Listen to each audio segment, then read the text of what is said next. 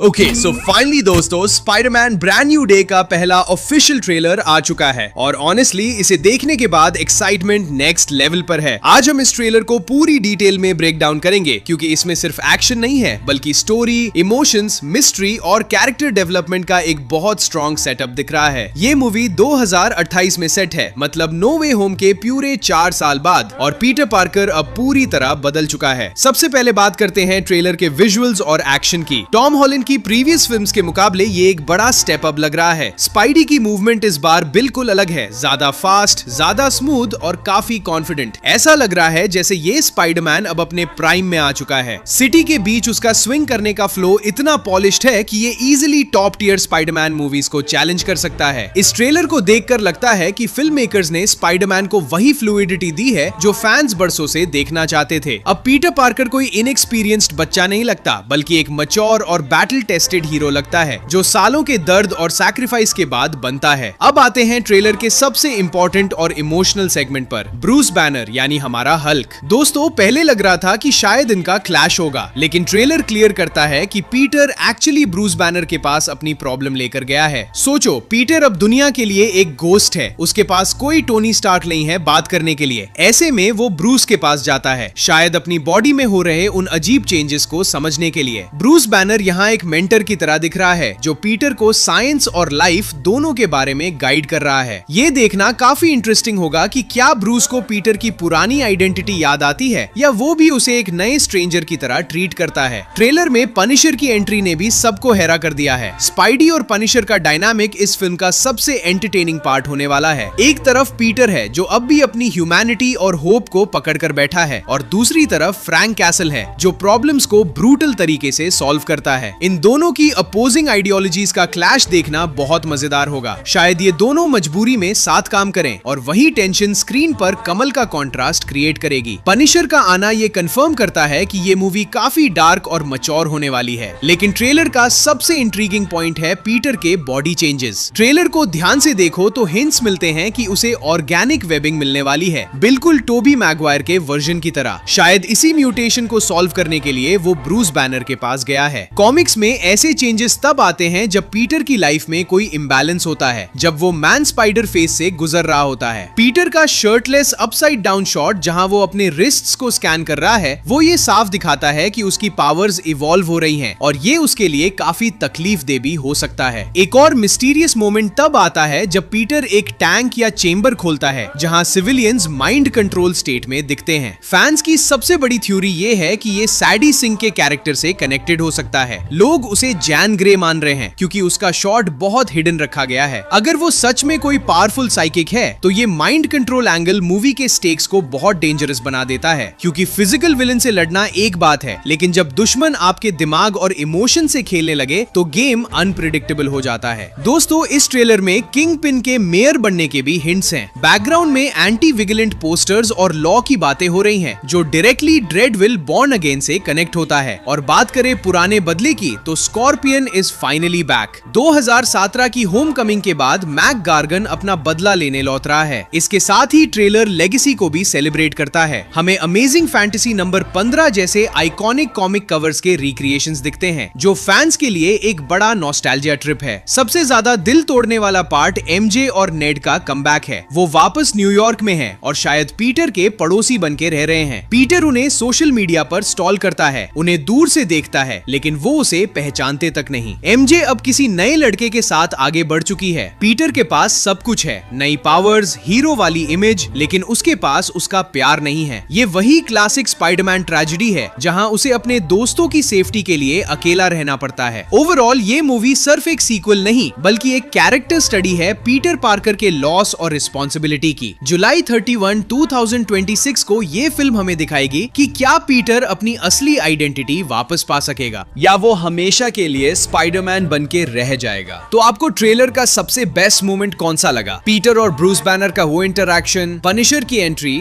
या स्कॉर्पियन का return? Comment करके जरूर बताना और ऐसे ही डिटेल ब्रेकडाउन्स के लिए चैनल को सब्सक्राइब करना मत भूलना। मिलते हैं अगले वीडियो में। Take care.